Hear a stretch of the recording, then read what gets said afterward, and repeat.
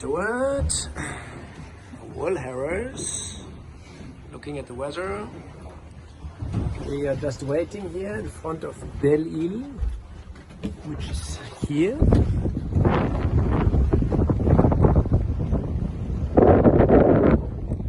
We are just drifting with the mainsail up to kill some time. And there was a little special rule about this race that we had to leave 24 hours before the start gun, get a corona test for the entire team. The results will all come up tomorrow, and whoever has a positive result will be excluded from the race. So that's why we're waiting around here, and we will be around 12 o'clock tomorrow in the start area, and then at 3:30 is the actual start. Good evening, good night. I'm gonna have dinner soon.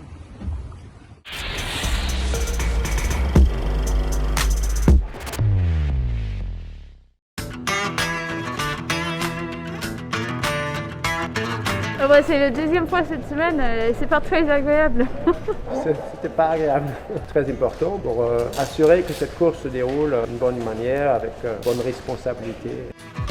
Ça nous permet maintenant d'avoir un certificat d'immunité.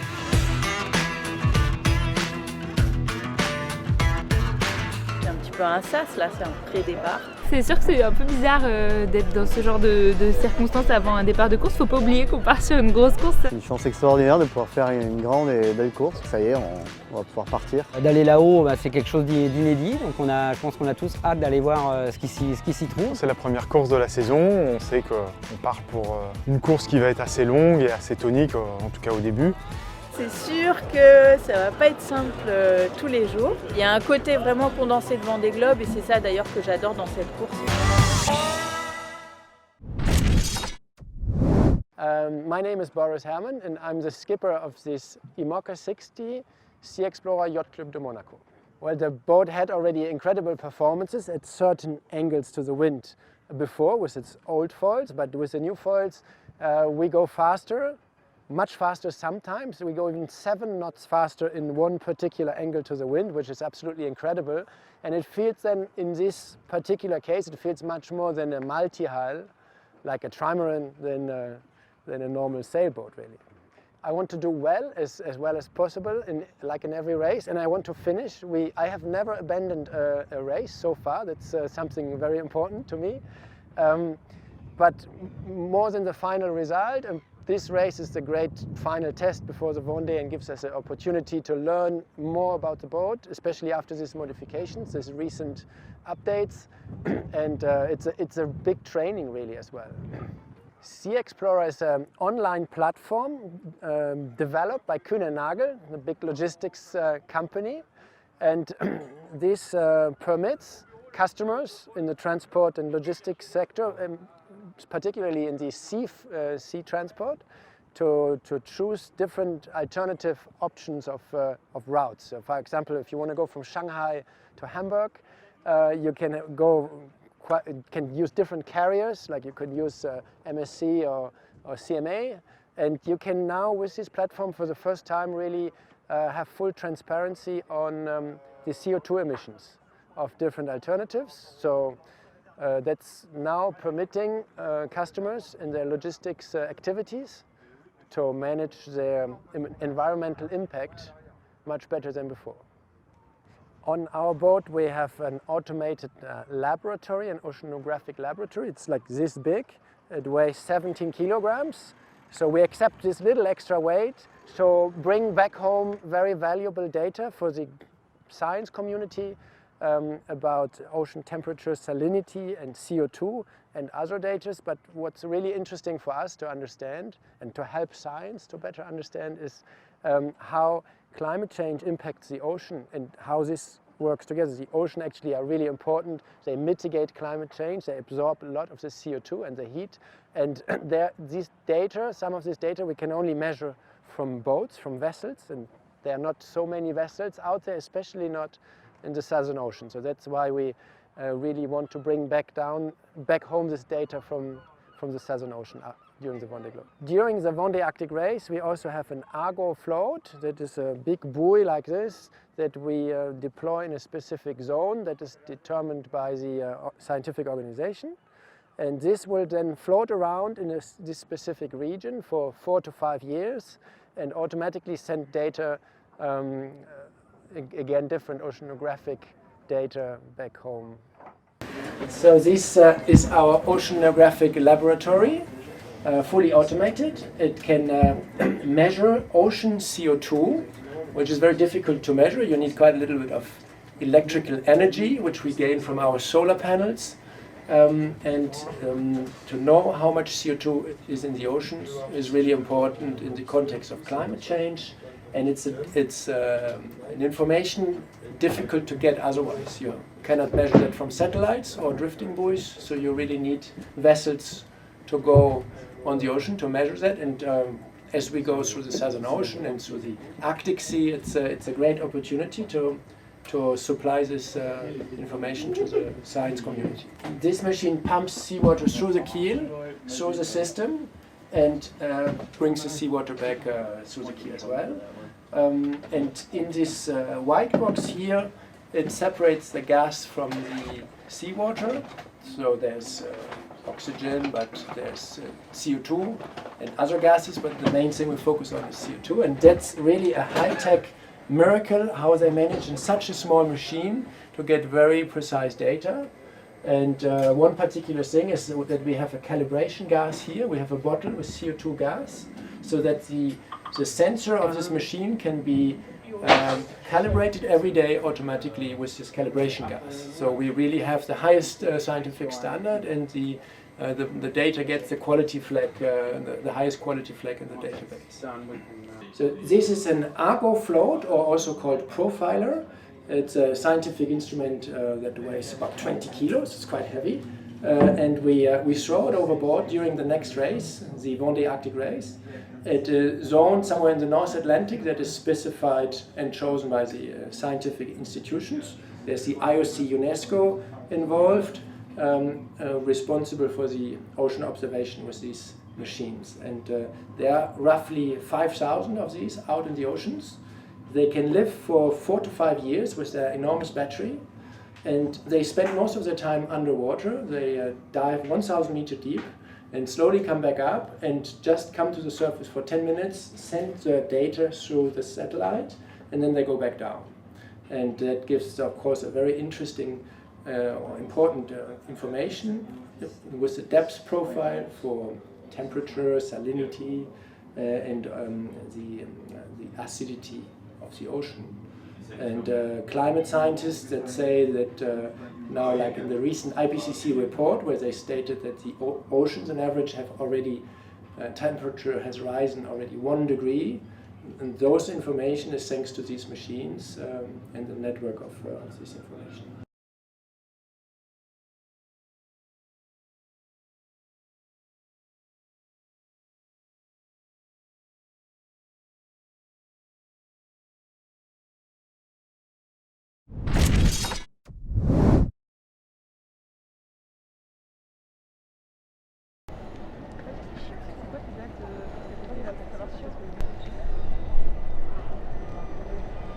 Bon, ça va, vous êtes... Ok.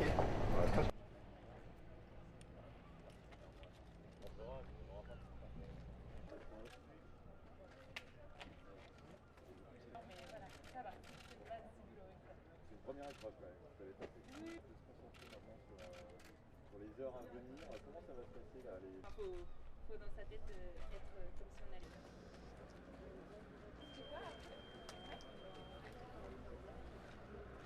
C'est une chance sur 1 million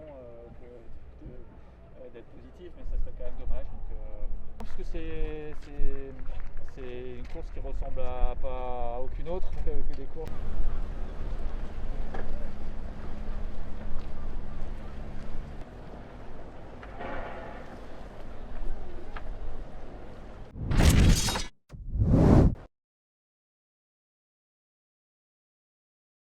Comme d'habitude, je passe les soirées et les matins avant le départ de la course à regarder un peu mes fichiers météo pour chercher de m'imaginer en mer, en train de régler mon bateau, de choisir les trajectoires, de placer les bons changements de voile au bon moment.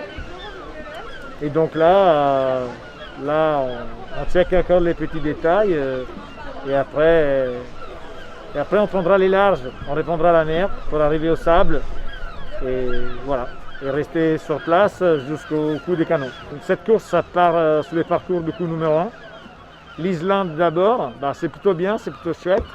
Comme ça, voilà, on prend les froids d'abord et on pourra se réchauffer après dans la descente vers les Azores. C'est toujours sympa de commencer un peu par les durs pour terminer sur une bonne note. Comme ça, on aura des bons souvenirs. Et voilà, et les complexités de la course, on les aura déjà oubliées aux Azores.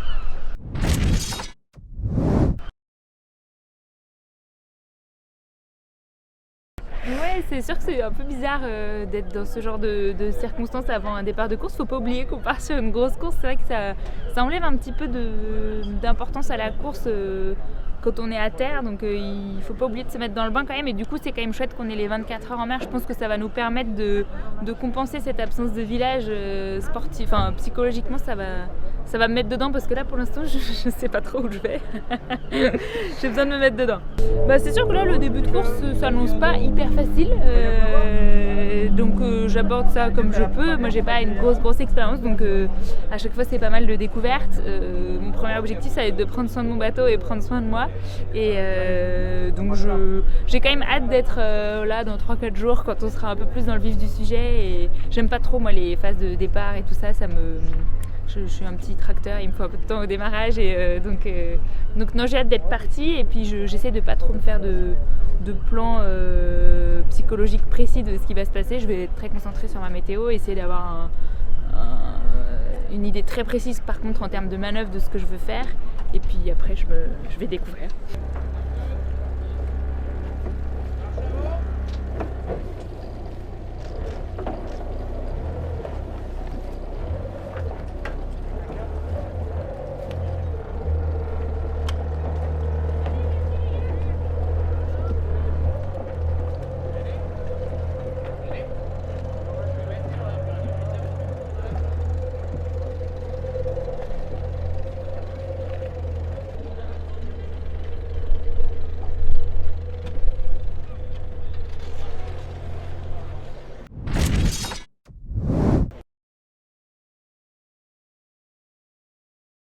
C'est assez cool en fait, je trouve que quelque part c'est assez sympa de tester ça aussi comme c'est un départ avec une transition, c'est un petit peu un sas là, c'est un pré-départ. Et je trouve ça aussi assez sympa parce que ça permet de se concentrer sur la navigation et tout, sans tout de suite se mettre la pression sur le côté physique du départ en lui-même. Donc je pense que ce sera pas mal finalement. Alors on va partir dans pas très longtemps et puis on va passer une nuit en mer pour tous se retrouver devant les Sables d'Olonne et pour prendre le départ demain après-midi devant les Sables d'Olonne. Et durant cette nuit en mer, on fait un petit peu ce qu'on veut. Donc là, le principe, c'est que le skipper il soit accompagné d'un équipage pour pouvoir se reposer et puis assurer la veille du bateau. Donc moi, en gros, je vais me reposer un maximum. Il faut que je sois en super forme demain pour le départ et puis tout le restant de la course. Donc voilà, c'est assez marrant parce qu'on part, mais on part pas en mode j'attaque là, c'est plutôt on part en mode je me repose avant d'attaquer. C'est sûr que ça va pas être simple tous les jours. Le départ il va être plutôt clément avec des vents moyens. Donc ça déjà c'est une bonne chose. Et après, quand on va se retrouver au nord de tout ça, c'est-à-dire quand on va approcher de l'Islande, là, ça risque d'être compliqué. On peut avoir des vents forts, des vents au pré, on ne sait pas encore exactement. Mais il peut y avoir des vents au portant fort, mais aussi des vents au pré forts. Il va faire froid. Enfin, voilà, on peut s'attendre à des difficultés par là-bas. Et puis aussi quand on reviendra de l'Islande. Donc, je pense que les quelques jours là, dans une semaine, vont pas forcément être faciles. Ouais, il y a un côté vraiment condensé de Vendée Globe et c'est ça d'ailleurs que j'adore dans cette course. C'est que on va changer de climat, on va passer de conditions météorologiques plutôt clémentes à des conditions très difficiles et potentiellement revenir assez vite à des conditions clémentes. Il y aura des périodes peut-être où il n'y aura pas de vent du tout. Et en fait tout ça, on va le rencontrer aussi sur le Vendée Globe, donc c'est hyper intéressant.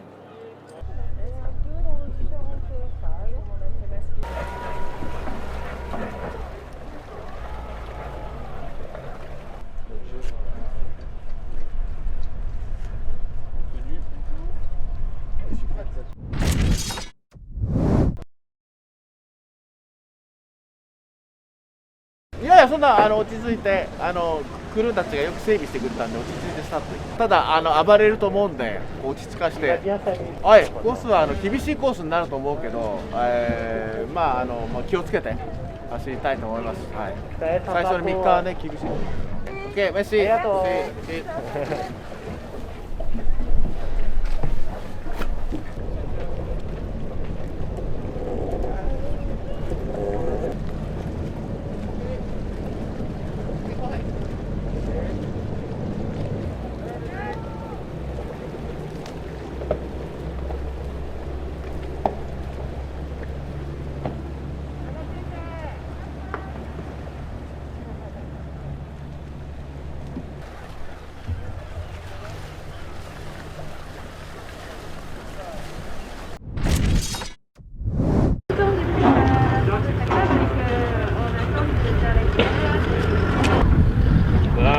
Ouais, c'est sûr que la compétition ça manquait, tout le monde, je pense que tout le monde est un petit peu énervé et tout. On a patience de voir si ça va être un bazar sur les lignes de départ. Vraiment pas être facile, surtout la montée, au moins surtout la montée vers l'Islande. Première nuit, première 24 heures et jusqu'à avoir passé. Là aussi, ça fait longtemps qu'on n'a pas fait comme ça. Le météo et puis choix du set de voile, ça nous fait changer de rotation du parcours. Ça c'était un peu bizarre aussi de l'avoir hier. Ouais, de l'avoir hier.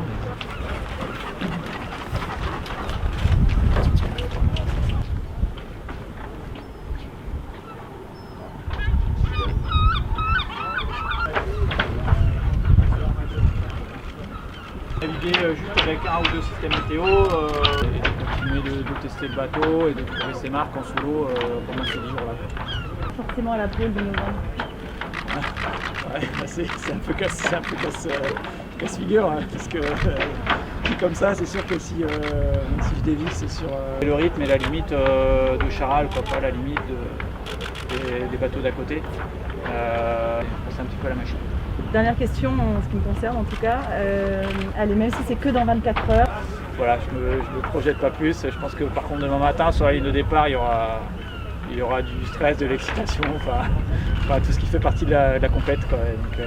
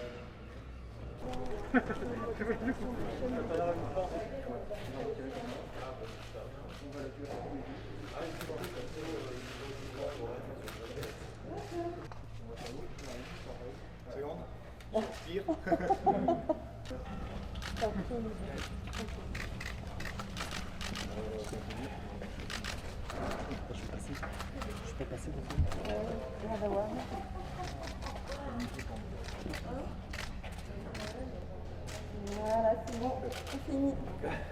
Et on est à où, soit chez Armand Boris. Voilà, bonne navigation.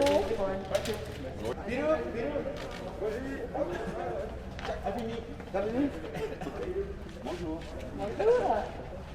Alors, monsieur Olivier, voilà. Est-ce que vous avez des questions? Si vous avez des questions, c'est maintenant? Bonne navigation. Merci, Jacques.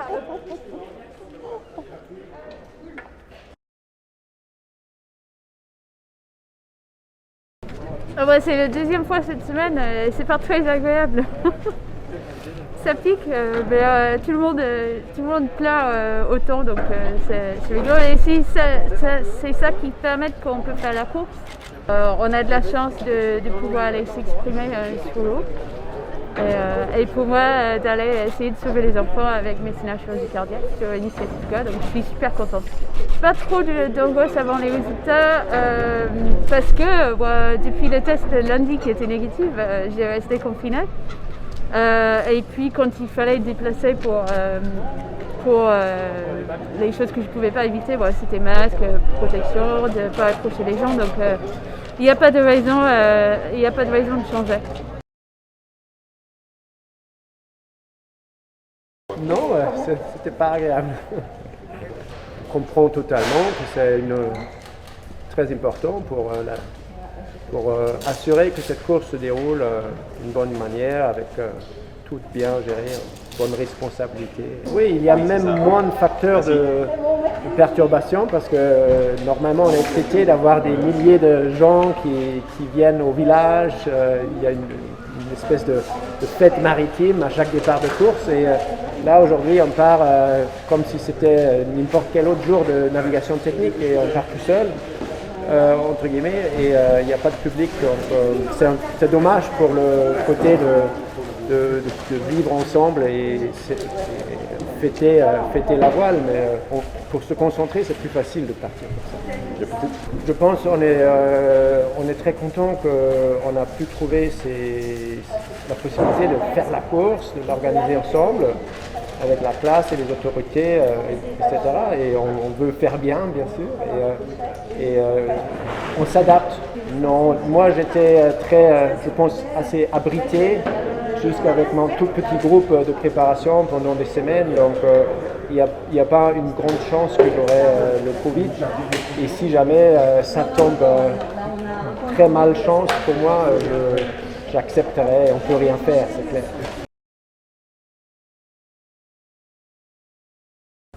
Oui, bien entendu. D'abord parce que c'est une des premières courses au large qui reprend après toute cette période de crise sanitaire.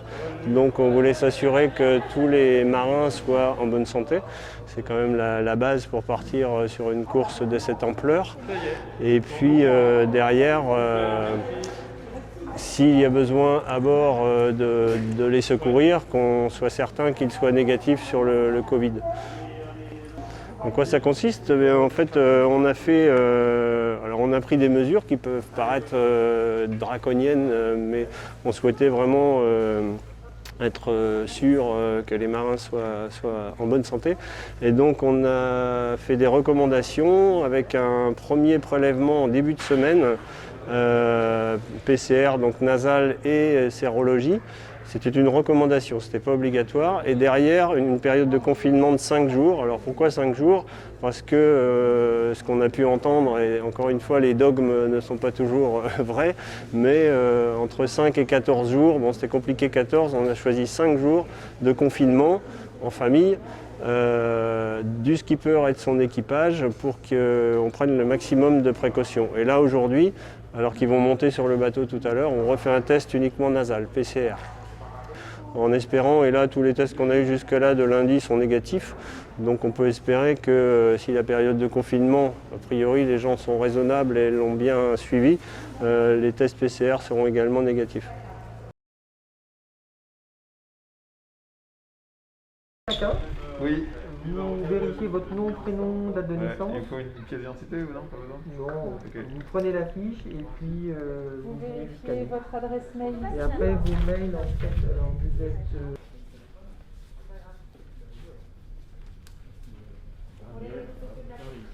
Non, pardon? Vous n'avez pas été malade récemment? J'ai pas été quoi? Malade. Fièvre, Ah non. Non, par contre, j'ai déjà fait un PCR et je sais ce qui m'attend. Il n'y a pas besoin d'aller très très loin en fait. On a déjà fait aussi. On est prêt. Voilà, pour la première. Faut qu'on fasse les deux. Ouais. Vraiment.